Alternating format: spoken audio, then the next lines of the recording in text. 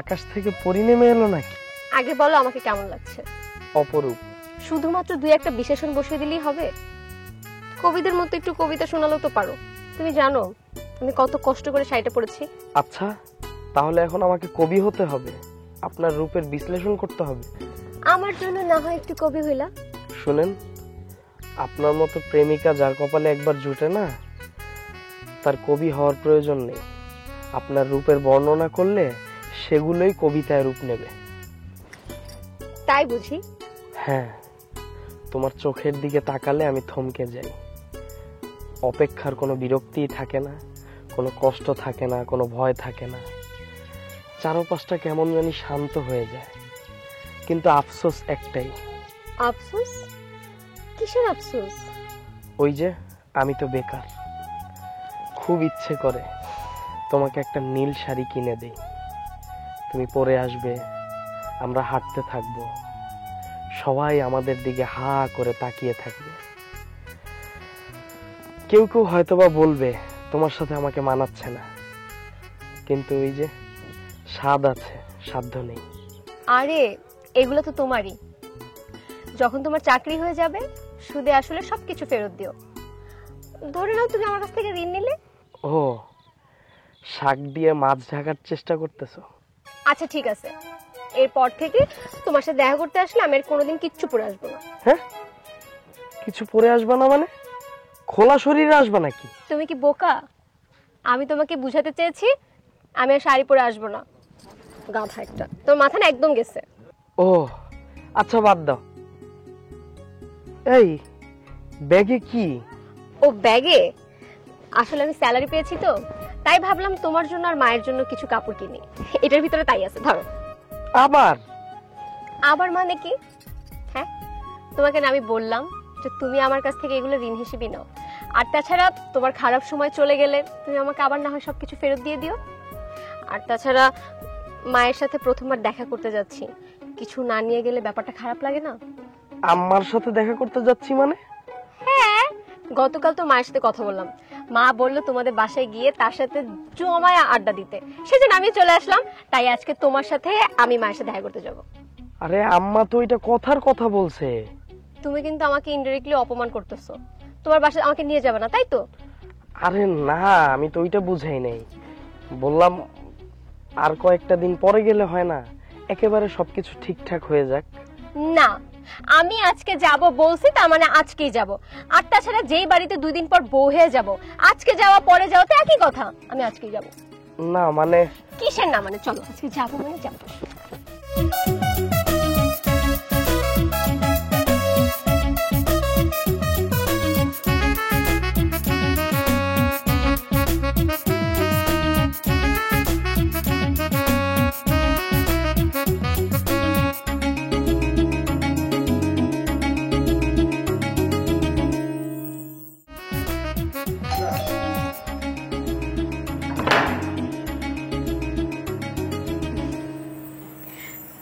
আসসালামু আলাইকুম আন্টি, ভালো আছেন?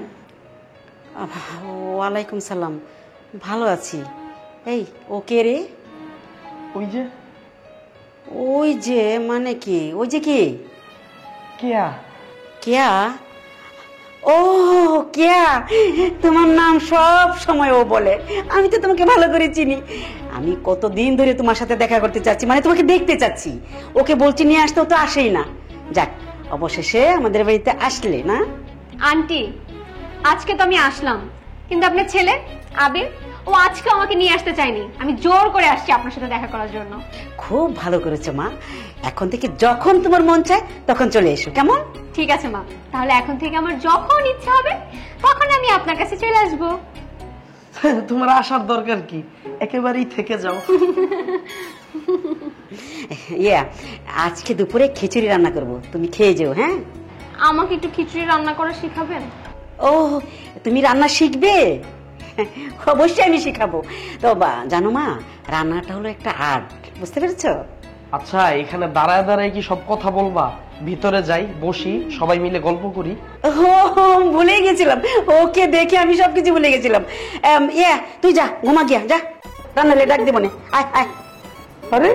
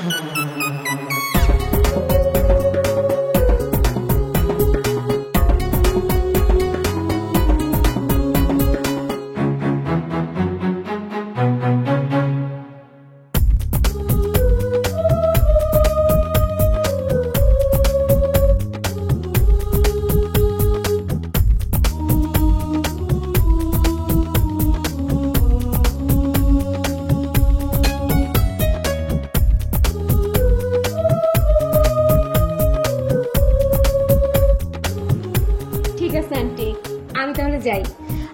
যাই না মা, বলো আসি। এই আবির, ওকে একটু এগিয়ে দিয়ে যা। না না আন্টি, আমি একাই যেতে পারবো। না না মা, আবির তোমার সাথে যাবে, যা। আবার কবে আসবে বলো তো মা? যখন সময় পাবো তখনই চলে আসবো। আমি ভাবছি কবে তোমাকে আমাদের বাড়িতে নিয়ে আসতে পারবো একেবারের জন্য। যেদিন আপনারা নিয়ে আসবেন সেদিন। জি না, এই বাড়িতে আপনার আর আশা লাগবে না। আপনি আসার পর থেকে আমার প্রায়োরিটি কমে গেছে। আমি চাই না খাল কেটে কুমির নিয়ে আসতে। এই চুপ কর, আমরা খুব শীঘ্রই তোমার বাবা মার কাছে যাবো কথাবার্তা বলতে। হ্যাঁ ঠিক আছে, ঠিক আছে আন্টি, তাহলে এখন আসি। হ্যাঁ, আচ্ছা। আসসালামু আলাইকুম। ওয়ালাইকুম সালাম।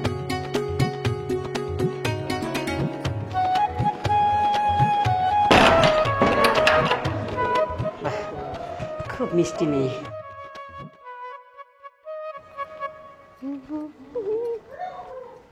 কিরে মা, তোকে আজকে খুব খুশি খুশি লাগছে।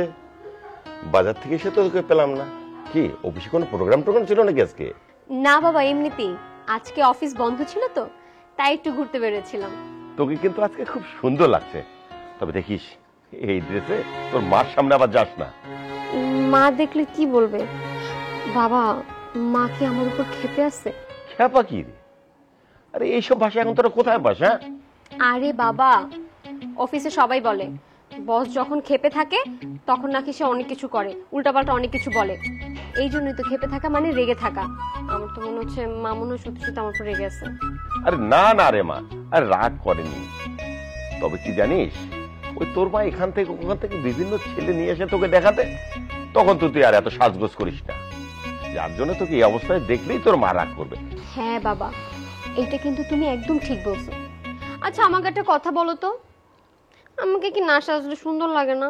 আরে তুই তো আজকে শাড়ি পরেছিস, আর তাছাড়া তুই তো আমার রাজকন্যা, তোকে সুন্দর লাগবে তো কাকে লাগবে। তবে দেখিস এই সাজে আবার তোর মার সামনে যাস না। সেই সকালে বেরিয়েছিস, এখন আসার সময় হলো? মা, আমার একটা কাজ ছিল তো, সেই জন্য আর কি। যা যা তোমার, যা তুই চেঞ্জ করে আয়, যা।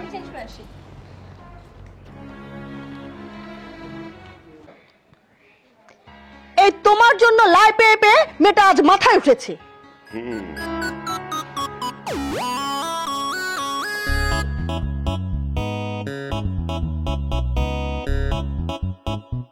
কি খবর সুমন ভাই? এই তো ফাইল কয়টা জমা হইলো? মাত্র 3টা, এখনই নিয়ে যাবে? নিয়ে যাও। ঠিক আছে তাহলে দেন। তুমি তো শুধু ফাইল নিতেই আসো, আমাকেও তো দেখতে একটু আসতে পারো নাকি? আমি তোমার জন্য দরদ দিয়ে বসে থাকি। বাহ সুমন ভাই, আপনার তো দেখতেছে আমার জন্য অনেক দরদ। তা শুনলাম সেই একই দরদ নাকি আপনি আমার বাসার কাজের মেয়ে জুলিকে দেখান, পাশের বাসার জাকিয়া ভাবিকেও নাকি দেখান। এত দরদ কোথায় রাখেন আপনি? আপনি এক কাজ করেন, আপনি বরং এই দরদটা জাকিয়া ভাবির জন্য রেখে দেন। জাকিয়া ভাবি মনে হয় যে আপনার জন্য এই দরদটা চাই। আর শুনেন, বেশি বেশি ফাইল জমা করেন, যত বেশি ফাইল জমা করতে পারবেন তত বেশি টাকা, আর আমিও তত বেশি আপনার দোকানে আসবো। তাহলে এখন আসি, মনে কষ্ট নিয়েন না। আচ্ছা,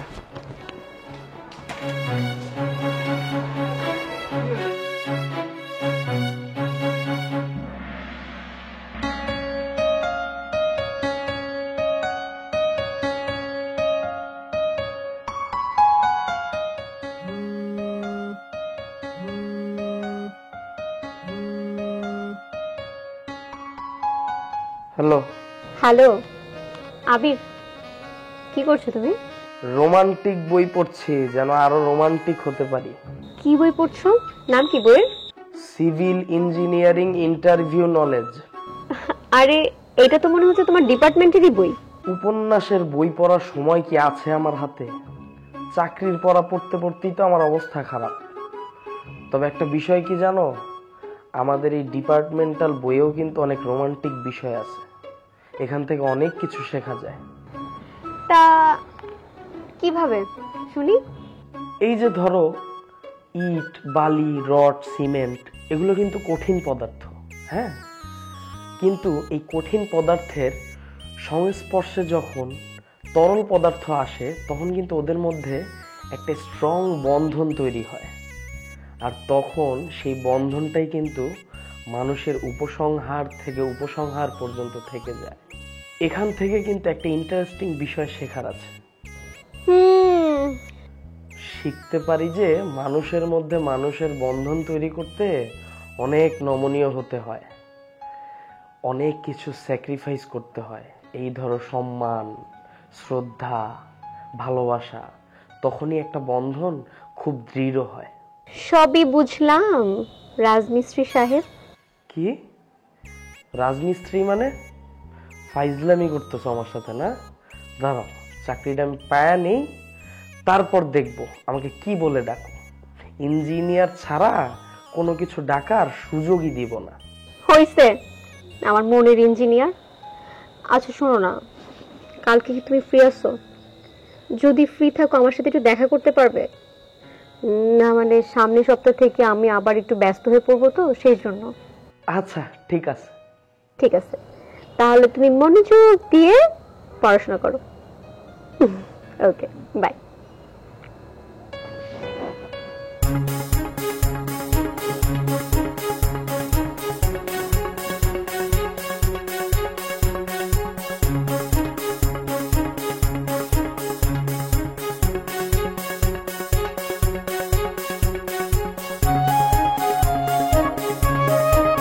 কি ব্যাপার, এরকম হাঁ করে তাকিয়ে আছো কেন? না, দেখতেছি তুমি দিন দিন অনেক সুন্দরী হয়ে যাচ্ছ। তবে সমস্যা নাই, একটা জবের ইন্টারভিউ দিছি, খুব ভালো হয়েছে। আর রেজাল্টটা খুব তাড়াতাড়ি চলে আসবে। আশা করি চাকরিটা হয়ে যাবে। সামনেও আরেকটা এক্সাম আছে, তবে প্রিপারেশন খুব ভালো। যাক, আলহামদুলিল্লাহ। আলহামদুলিল্লাহ কেন বললা? তোমাকে সুন্দরী বলছি এই জন্য, না আমার জব হয়ে যাবে এই জন্য? দুটোই। চেয়ে আছো কেন? না, তোমাকে দেখতেছি আর অবাক হচ্ছি। আরে বাবা, এত অবাক হওয়ার কি আছে?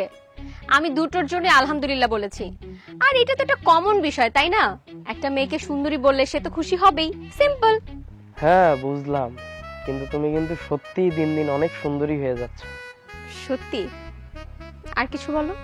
না, বলতে তো চাই অনেক কিছুই, কিন্তু তোমার ওই মায়াবী চোখে চোখ পড়লে না, মুখের ভাষা, শব্দ কেমন জানি হাওয়ায় মিঠার মতো হাওয়ায় ভেসে যায়। তবে তোমাকে যেদিন প্রথম দেখছিলাম না, আমার মাথায় শুধু একটা প্রশ্নই ঘুরপাক খাচ্ছিল, একটা মানুষ কিভাবে এত মায়াবী হতে পারে। তোমাকে না দেখলে হয়তোবা আমার জীবনের সব আবদারই পূরণ হয়ে যেত। তবে এখন তোমাকে পাওয়ার আকাঙ্ক্ষাটা দিন দিন বেড়েই চলছে।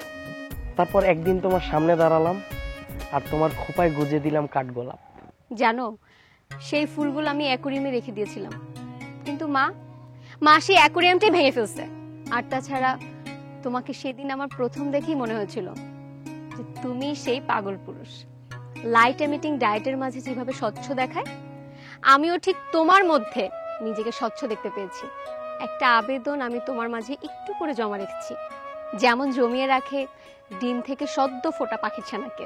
হ্যাঁ রাখবো, তবে পাখির ছানার মতো না, কারণ দুষ্টু ছেলেরা মিষ্টি ছানাগুলোকে আগেই চুরি করে নিয়ে যায়।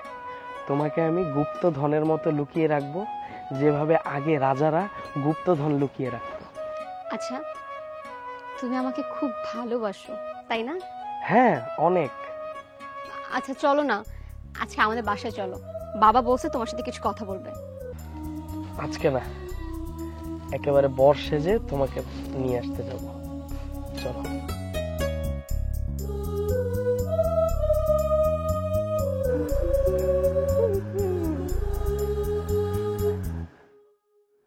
হ্যাঁ মারে, বাবা, তোর সাথে একটু কথা ছিল।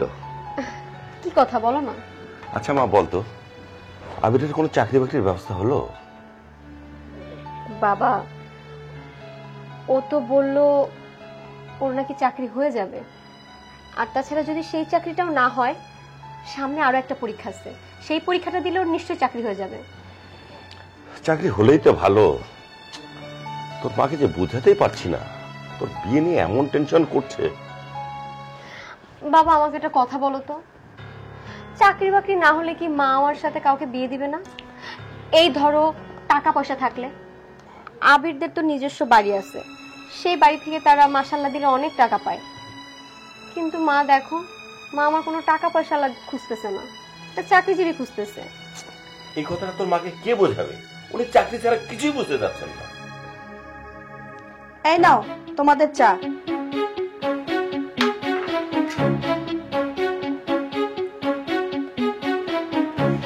মা দেখ, কিছু ছবি এখানে আছে। আমি কোনো ছবি দেখতে পারবো না। আরে দেখ না, এটা কোনো ছেলের ছবি না।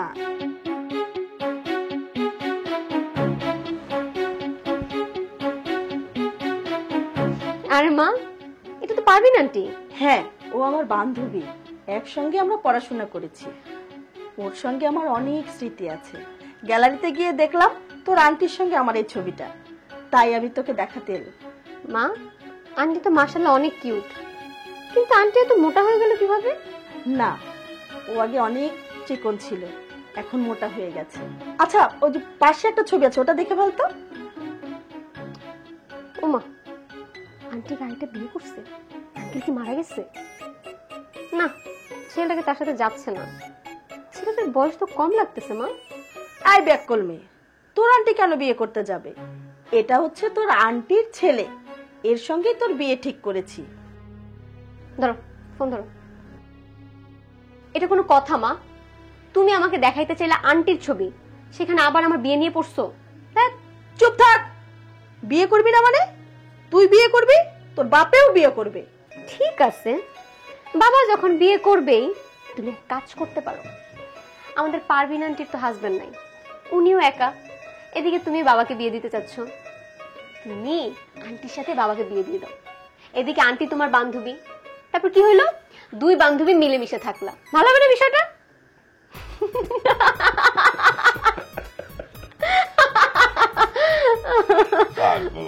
বাবা চা খাও না।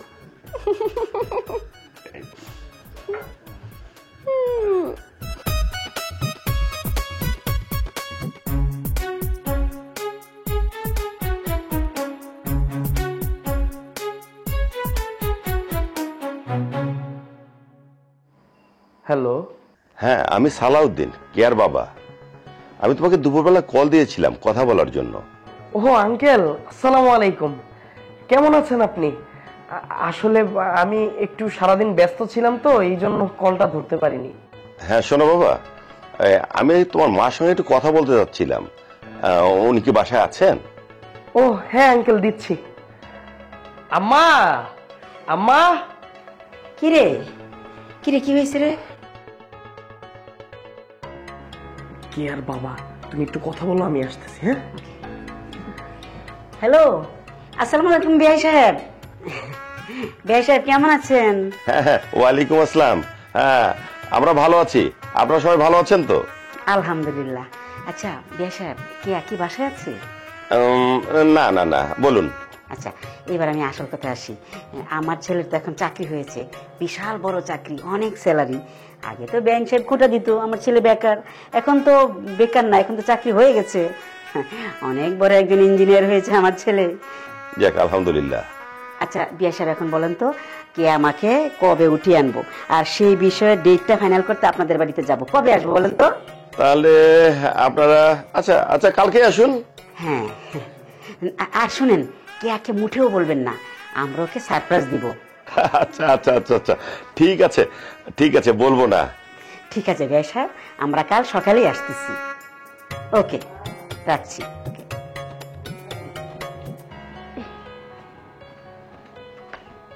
বাবা, আমি অফিসে যাচ্ছি।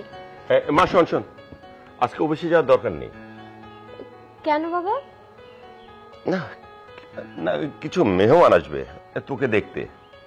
বাবা, তুমিও এই ডায়লগটা তো মা আমাকে প্রতিদিন দেয়। তুমি নিশ্চয়ই আমার সাথে ফান করছো, তাই না? আচ্ছা, এসব ফান টানের দরকার নেই, আমার অফিসে যেতে হবে। আজকে আমার অফিসে অনেক জরুরি একটা কাজ আছে। না, আমি কোনো ফান করছি না। যাও, রুমে যাও। মানে কি বাবা? যা বলছি তাই করো। বাবা, তুমিও মায়ের মতো শুরু করলা। আচ্ছা, কেউ না জানলো তুমি তো সবকিছুই জানো, তাই না? তুমি খুব ভালো করেই জানো আমি আবিরকে খুব ভালোবাসি। এই মুহূর্তে ওকে ছাড়া আমার কাউকে বিয়ে করা সম্ভব না। তুমি জেনে শুনে কেন এই কথাটা বলছো? দেখো, এসব ভালোবাসাটা সব বাদ দাও। আর কতদিন এভাবে আমরা বসে থাকবো? না বাবা, তুমি যাই বলো, এই বিয়েটা আমি কোনোভাবেই করতে পারবো না। আমার অফিসে দেরি হয়ে যাচ্ছে, আমি অফিসে যাচ্ছি। क्या क्या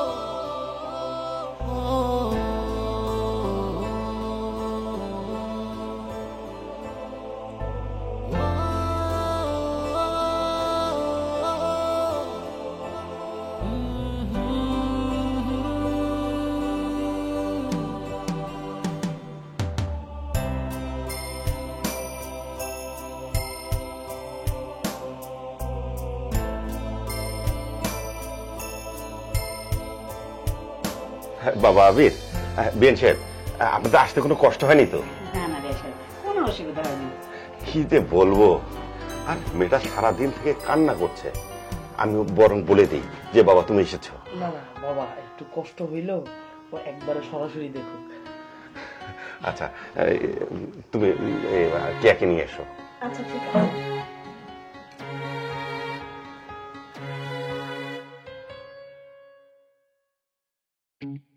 কেয়ার বাবা, কেয়ার তো আসছে না, ও কান্নাকাটি করছে। তুমি একটু ভিতরে আসো। বিয়া সাহেব, আপনি একটু উঠে যান।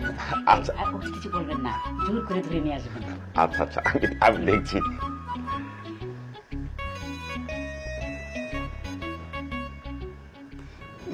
কে আসাতে আমরা এটা ঠিক করছি না রে। ও কত টেনশন করছে, অন্য জায়গায় বিয়ে ঠিক হচ্ছে, কান্নাকাটি করছে। আরে সমস্যা নেই, একটু পর তো চলেই আসবো। বস।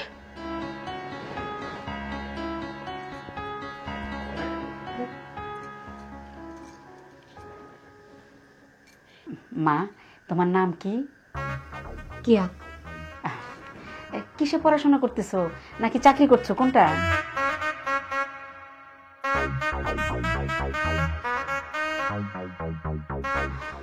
তো রান্না বান্না কিছু পারো? না, আমি কিছু পারি না। মেয়ে আমাদের পছন্দ হয়নি। আলহামদুলিল্লাহ।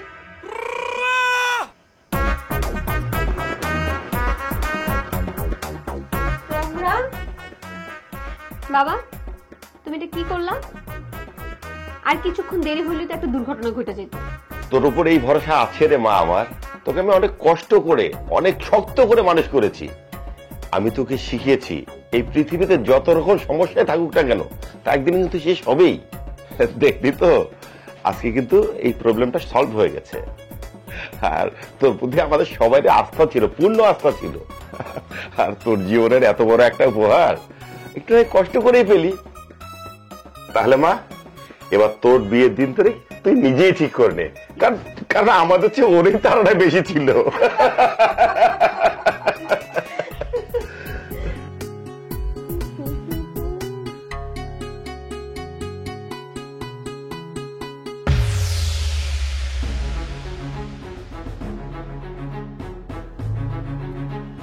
বাবা, মা, এদিকে আসো তো একটু।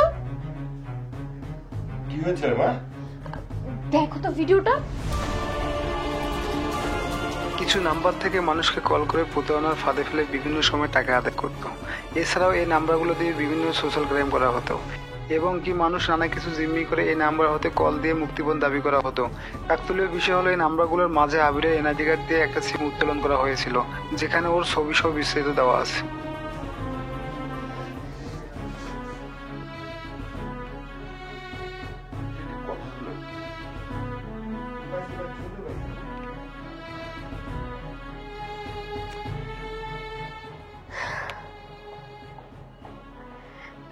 হ্যালো মামা, তুমি যদি আমার একটু আপডেটটা জানাইতা।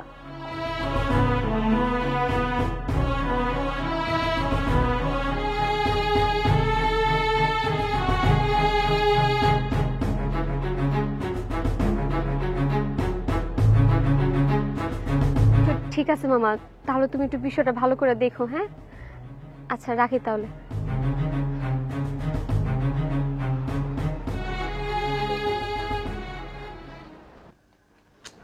কি এত চ্যানেল পাল্টাচ্ছ? একটা চ্যানেল দেখো। আরে রাখো তো। এই দাঁড়া দাঁড়া দাঁড়া। কেয়া কেয়া মা, এদিকে আয় তো একটু। এই দেখ দেখ দেখ, 17 কোটি মানুষের মাঝে 5.5 কোটি মানুষের স্মার্ট কার্ডের যাবতীয় তথ্য এক টেলিগ্রামে পাস হয়েছে, যাতে ফিঙ্গারপ্রিন্ট সহ ব্যক্তির সকল ধরনের তথ্য রয়েছে। এর মাধ্যমে ব্যক্তির সকল ধরনের ক্ষতি করা সম্ভব। বড় একটা চক্র মিলিয়ে এগুলো করেছে। এদের দুটি দল রয়েছে। এক দল শুধু মাঠের থেকে যাবতীয় তথ্য সংগ্রহ করে, দ্বিতীয় দল সংগৃহীত সকল তথ্য নিয়ে চূড়ান্ত কার্যক্রম শুরু করে। মাঠ পর্যায়ে যারা কাজ করে পুলিশ তাদের শনাক্ত করেছে। তাদের মধ্যে রয়েছে বিভিন্ন দোকানের এজেন্টদারি ব্যবসায়ী। টাকার বিনিময়ে এদের কাছ থেকে গ্রাহকদের সকল তথ্য ফাঁস করে দিত। এর সাথে এলাকার প্রতিনিধি চেয়ারম্যানও জড়িত। চেয়ারম্যান সদ্য ভোটারকৃত মানুষের তথ্য টাকার বিনিময়ে ফাঁস করত। এদের প্রত্যেককে আইনের আওতায় আনার চেষ্টা চালাচ্ছে পুলিশ সহ বিভিন্ন বাহিনী বিভিন্নভাবে ভাগ হয়ে। বলা যাচ্ছে প্রায় 70% নিয়ন্ত্রণে। প্রশাসন জনগণের সচেতন করেছে এবং সচেতন হওয়ার আহ্বান জানিয়েছে। জরুরি প্রয়োজনে কল করুন 999 নাম্বারে।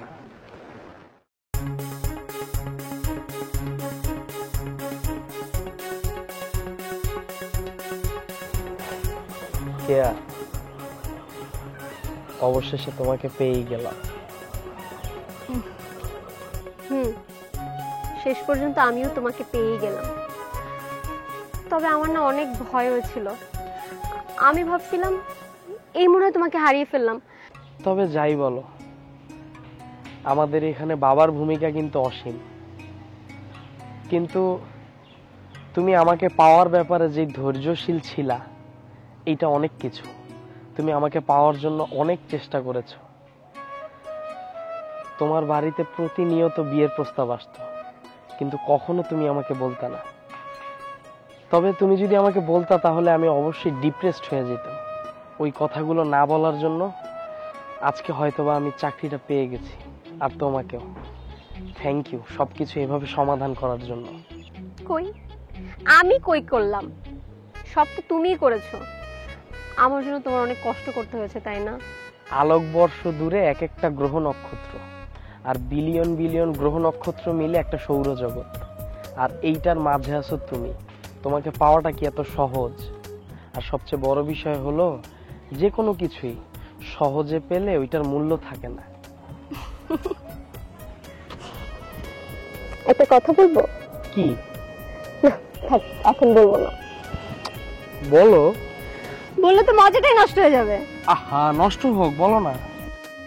তোমরা যে প্ল্যানটা করেছিলে সেটা কিন্তু আমি জানতাম। তুমি যখন বাবার সাথে ফোনে কথা বলছিলে, আমি সেই কথা সবকিছু শুনে ফেলছিলাম। আর তাছাড়া বাবা তো সবসময় লাউডই কথা বলে, দেখলে? সবকিছু জানার পরেও আমি কিন্তু কাউকে কিচ্ছু বুঝতে দেইনি। তার মানে কি বুঝা গেল? আমি খুব ভালো অভিনেত্রী। ভালো অভিনেত্রীর জন্য আমি কিন্তু একটা গিফট ডিজার্ভ করি। তুমি সত্যি সত্যি সব জানতা?